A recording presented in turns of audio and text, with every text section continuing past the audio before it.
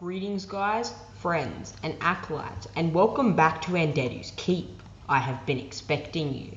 Today we are going to be compiling a lore video on the immortal God King of Prakith and the forebearer of the Darth title, Darth Andeddu, one of the longest lived Sith Lords in all of Star Wars, who pioneered many dark side manuscripts, texts, which eventually would go on to fuel Vitia's Sith Order. One of the most powerful Sith, if not the undisputed most powerful dark side non-force entity user to ever exist. We're going to be doing quite a longer video on this subject, going over his life, his personality, and finally, his immense knowledge and dark side power that made him revered as a God King among his people of Prakith.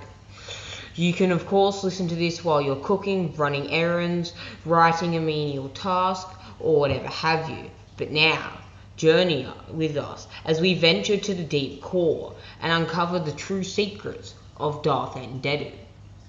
The humanoid male referred to as Darth Andeddu hailed from the deep core world of Prakith and lived sometime after the 100-year darkness and before the reign of Tulak Hord, who in turn reigned before Darth Vitiate and Marka Ragnos. Over time, Andeddu grew massively in wisdom and developed a considerable mastery over the dark side of the Force, having a uniquely, nearly unprecedented Force sensitivity that was roughly around 15,000 midichlorians per cell, roughly the same as Mace Windu and a bit above Count Dooku. He studied in the ways and methods of the original Lords of the Sith, Ajunta Pol, Sorcerer Sin, Zozan, but namely the bizarre rituals and spells of the one known as Karnus Mer, the most powerful among them, and built the foundation of his powers upon many of Mer's teachings, scanning and analysing manuscripts and tomes in order to learn as much as he could about the ancient Sith. Though Mer himself delved into the craft of dark side healing, and Andeddu was more interested in more than that. He sought ways to cheat death entirely, preserving one's consciousness and spiritual imprint to plague the galaxy eternally. He was ultimately successful and found a method of preserving the consciousness of his mind should his physical body perish. Andeddu also learned the secret of transferring his essence into another vessel should the need arise. He eventually rose above his peers to claim the position of Dark Lord of the Sith and reigned from their ancestral home of Korriban for many decades. As Andeddu grew in strength and stature, so too did he grow in fear. His anxiety threatened to consume him, and he came to believe that his subordinates, his fellow Sith Lords, coveted the knowledge which he had achieved and the Force abilities in which he had become proficient, even pioneering new ones that would later go on to fuel many other Sith Lords' arsenals. Because Andeddu refused to share his intelligence, the Sith Lords banded together. Even though not one of them alone was strong enough to fight Andeddu, all of them together might have a chance, and schemed and plotted to first take his six secrets from themselves, and then destroy him, instating one of them as the new ruler. Andeddu was not blind to their machinations of his detractors, and grew increasingly wary of them. He felt any further hesitation on his part would result in his enemy successfully overtaking him due to his limited combat exposure and prowess, being known more like Vitiate as a scholar and a studier in the dark arts. Andeddu would soon be proven correct as he was betrayed and overthrown by his followers, and was forced to abscond from Korriban. Prior to his escape, he forged and created a false tomb on Korriban to deceive potential pursuers from scrounging for his Sith knowledge. When the Sith Lords realized that Andeddu had fled and no corpse lay within the tomb, they searched relentlessly for him and restlessly, through the Force and otherwise, but to no avail. Andeddu had soundly eluded them by returning to a private stronghold on his homeworld of Prakith, the deep core world. However, the fear of losing all he had amassed still threatened to consume him, and because of this, Andeddu recorded a great deal of his knowledge in Sith spellbooks and scrolls that he stored within the belly of his fortress, to some of his wisdom, including the details of his essence transferring technique, which would later be used by Darth Sidious, Darth Krayt, and Emperor Vitiate to great effect, was stored within a personal Sith holocron of his own design. Darth Andeddu conquered Prakith and Beget Progeny, whom he dubbed the Malevolence, and trained to use the dark side of the Force fluently. Because of his dark side aptitude and abilities, Andeddu's lifespan far exceeded natural humanoid years, and he ruled Prakith for many centuries. His followers came to revere him as their god king, an immortal being whom they believed would reign forever supreme. The collapse of these hyperspace lanes, which led to Prakrith, resulted in the isolation of its inhabitants, and allowed the Dark Lord to maintain unfettered dominion over the deep core world without interruption from any of his fellow Sith. The legend of Andeddu was purged from the Jedi history, as the Jedi did not want their students learning about Andeddu's teachings of possibly cheating death. However, his paranoia caused Andeddu to still believe that his enemies would eventually arrive to steal his lore and artifacts. He then entombed himself, surrounded by his greatest books and scrolls, content with the idea that he would carry his secrets into the grave with him. His holocron was kept inside of his sarcophagus with his physical remains, and both stayed hidden for thousands of years after his passing. Meanwhile, Andeddu's malevolence cult continued to immerse themselves in the dark side, while maintaining worship of their god king. Andeddu mandated that they guard his tomb and fortress, patiently awaiting the day where he would resurrect himself to lead them to purge the galaxy once again. Not long after Andeddu's death in 4400 BBY, a young Jedi named Frida Nad had his first brush with the dark side of the Force upon slaying his own master, Mutta Tremaine. He then resolved to become the most powerful Sith Lord in existence. At some point, he came across Andeddu's holocron and unlocks its secrets for immortality, successfully being able to manipulate the essence transfer technique. I know you went to Prakrith. I know you went after Andeddu's holocron. I know you were searching for the secret of eternal life. These words were uttered between Darth Xana and Darth Bane, the two preeminent Sith Lords of the Rule of Two era. Following the end of the new Sith Lords in 1000 BBY, information regarding Darth Andeddu came into possession of the Jedi Order's Council of First Knowledge. They believed that even the most obscure record of Andeddu's existence was lethal to any Jedi, and attempted to eliminate all mention of his name from every possible source they could find. Though the Council was unaware of Andeddu's holocron, they chose not to pursue it after learning about it, deeming that a journey to the deep core world was too perilous to risk, due to the constantly varying hyperspace lanes that could cause Jedi to be stranded in space and eventually starve to death. Regardless of their best efforts, a Sith artifact breaker by the name of Argul 10 acquired a reverence scroll which gave an abbreviated account of Darth Andeddu's omnipotent sovereignty over Prakrith. The manuscript was sold to the current Dark Lord of the Sith, Darth Bane, and the father of the ruler too, who sought to obtain Andeddu's secrets of eternal life himself, due to the fact he believed that his own apprentice, Darth Xana, was not unable to kill him.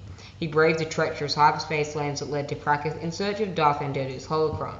His quiz was ultimately fruitful. He found the device within Andeddu's tombs and learned all of its secrets, but subsequently lost it after he'd been captured by the agents of Sarah, princesses of the planet Doan.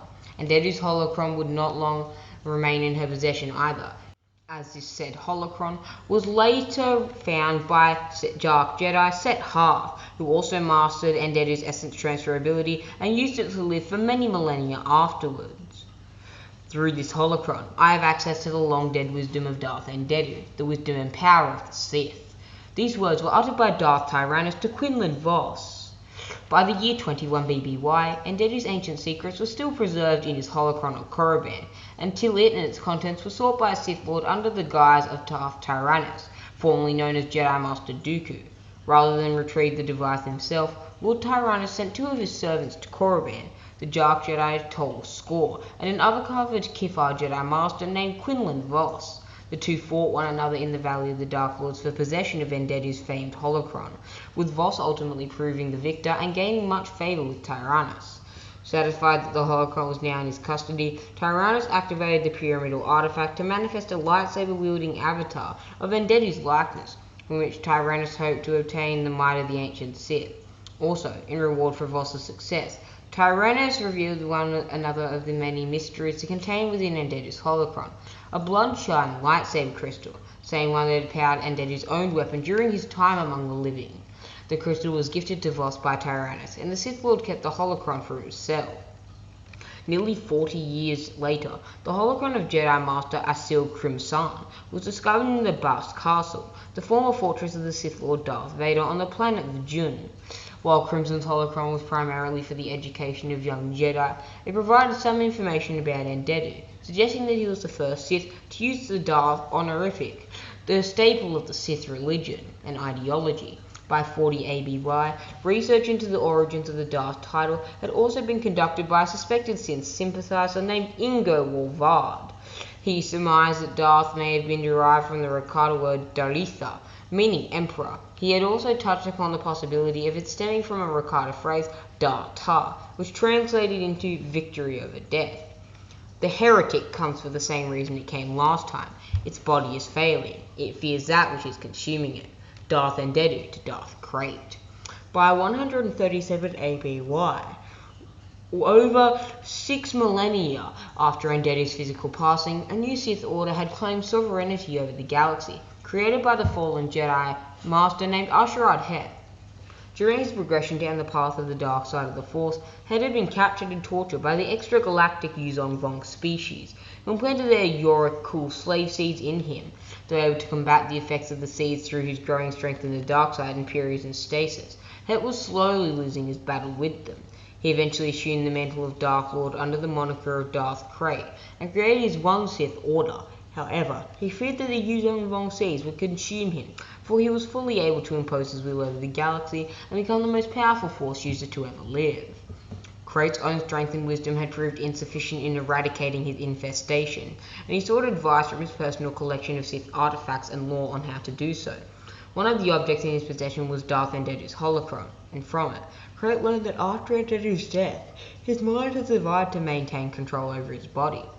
Obsessed with acquiring such a skill, Krayt repeatedly attempted to glean Andeddu's expertise from the holocron, none of which its gatekeeper would yield. In his last endeavour, Krayt accessed the holocrons of the deceased Dark Lords Darth Nihilus and Darth Bane, along with Andeddu's. He was repeatedly rebuked by their gatekeepers and held in contempt by the ancient Sith for dueling the potency of the dark side by dividing it between members of his order. Darth Andeddu and his fellow Dark Lords mocked Krayt, exposing his fear of being consumed by the Yuzong Vong slave seeds. Together, the gatekeepers of Andeddu and Bane's holocron turned their power on Krayt to bring about that which scared him most. They caused the Von Dun crab armor in which he was clad in to consume him. Unwilling to succumb to what they perceived as his inevitable demise and destiny, Krayt managed to exercise enough control through the Force to deactivate the holocrons and reverse the transformation set in motion by Lords Andeddu and Bane. As Krayt's health continued to deteriorate and decay, he commissioned with his most trusted advisor, the Chagrian Darth Rylock III, with the task of finding a solution to his problem. Among the many avenues he explored, Rylock consulted the holocron of Darth Andeddu and was rejected much like his master before him. The gatekeeper's interest peaked in the midst of the refusals. However, when Rylock admitted he knew of the stronghold on Prakoth, and then offered to restore the Dark Lord to life, the simulation of Andeddu entertained the idea, allowing Krayt's Lawmaster to prove his worth by undertaking a quest into the deep core in search of Andeddu's keep, a mission that Andeddu felt the Chagrian would never survive. I am destroying you, all trace of you. Your holocron I will also destroy. There will be nothing left. Andeddu's holocron immediately guided Rylock to the keep on Prakoth, and he was immediately set upon by the Dark Lord's malevolent servants. The cultists had grown feral in their master's absence. However, in their dexterity in the Force was nothing compared to Rylock's, who was an accomplished sorcerer and magician. The Chagrian quickly defeated and killed all of Andeddu's minions, save one named Gurlun, who pledged himself to Rylock in the face of defeat. Gurlun then led Rylock into the bowels of the keep, and when they could proceed no further, the Chagrian beckoned Andeddu's image to reveal the entrance to his tomb. In the language of the ancient Sith Lords, the gatekeeper spoke the words that accessed the hidden spatula, and in its center lay Andeddu's sarcophagus. The Dark Lord's image suggested that Rylock should set the holocron upon the body's chest, but Rylock preferred to instead help himself to Andeddu's abundance of ancient texts and scrolls. In a moment of despair, Gurlun snatched the holocron through the Force and conceded to Andeddu's request. His own life force was then drained from his body as it entered Andeddu's corpse, bringing the Dark Lord of the Sith back to life once more. The revitalized Andeddu mocked Rylock and refused to share his intellect with him, professing that the true Sith were above sharing their power. He assaulted Rylock with Force lightning, but the Chagan absorbed the attack while professing his own capabilities. Realizing that his opponent would not be so easily bested, Andeddu challenged him to a duel of Force abilities, one which Rylock eagerly accepted. The Dark Lord conjured illusions of lava and flame to overwhelm his opponent's mind, but were turned against him when Rylock discovered that Andeddu's strength was only within his mind. He was continually berated by Rylock, who believed that Andeddu deserved none of his accumulated wisdom from hiding from his adversaries and letting his paranoia destroy him. Andeddu watched in horror as Rylock turned the flames against his precious books and scrolls, then ultimately on him. Consumed by his own fears, Darth Andeddu was defeated by what he perceived as real, and died a second death at the hands of Darth Rylock.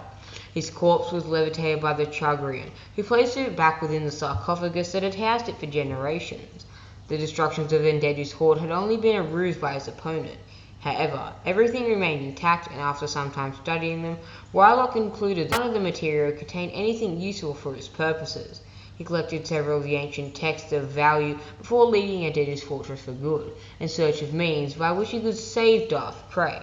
And that was the story of Darth Andeddu, the most old Sith Lord, the most ancient Sith Lord, besides potentially Canis Mur, who is still dwelling in a spirit form somewhere in the galaxy. Darth Andeddu was believed to possess great dark side enlightenment by the other Sith of his day, as well as those of future generations. The Jedi Order feared Darth Andeddu to such a degree that the Council of First Knowledge, led by Thorian Jedi Master Oba, attempted to eradicate any trace of his existence from all possible sources, proving his immense power. Essence transfer is the secret to eternal life. The physical body will always weaken and fail. It is nothing but a shell or a vessel. When it is time, it is possible to transfer your consciousness, your spirit, into a new vessel, as I have done with this holocron, Darth Andeddu. Darth Andeddu was a master of the Sith arts and of many dark side force abilities that later beings would go to master. He displayed proficiency with telekinesis, force lightning, and the creation of Sith illusions, evidenced during his final duel with Darth Rylock. The core of Darth Andeddu's doctrines were based on those of Canis Mur, one of the exiled Dark Jedi who had become one of the original Lords of the Sith, following the 100-Year Darkness. Andeddu furthered Mur's studies in the dark side healing in an attempt to circumvent death, and developed a technique which allows his mind to live past his physical demise. Through this skill, Andeddu was able to exert control over his dead corpse, though his mind remained separated from it. His most coveted ability was that of essence transfer, which potentially was a means of immortality if it was always conducted correctly. He preserved the secrets of his abilities within a holocron of his own creation. When the device came into contact with his corpse, the life energy of the individual who placed it there was then sapped, and the Dark Lord was resurrected once more after gorging himself on their life essence. According to Darth Rylock, Andeddu's true power lay not in his corporeal form, but within his mind and knowledge. Andeddu believed that such power was equally effective, and that what one believed to be real would indeed manifest as real to the beholder. The Dark Lord did not wield a lightsaber in life, but he stored its crystal within his holocron upon its death. When his remains were discovered by Darth Rylock, Andeddu was not found with his lightsaber, but instead with a Sith sword, a weapon that resembled a scepter of sorts, adorned with a large red crystal at its summit. The crystal glowed with a crimson resonance when Galan placed the holocron on the cadaver's chest, and it assisted in the reconstruction process of Andeddu's flesh. The crystal subsequently shattered following Andeddu's final defeat in his duel with Darth Rylock, where the Dark Lord perished a corporeal, second and final time. Well, my friends, I hope you enjoyed this video. Darth Andeddu is one of my truly favourite characters in all of the lore, a Sith scholar very akin to Vishya. He pioneered essence transfer, one of the most influential and powerful and integral dark side abilities that would be used by the most powerful Sith Lords in all of history. Goodbye, my friends. I'll see you in a galaxy far, far away. And remember, knowledge is power, and true Sith do not share power.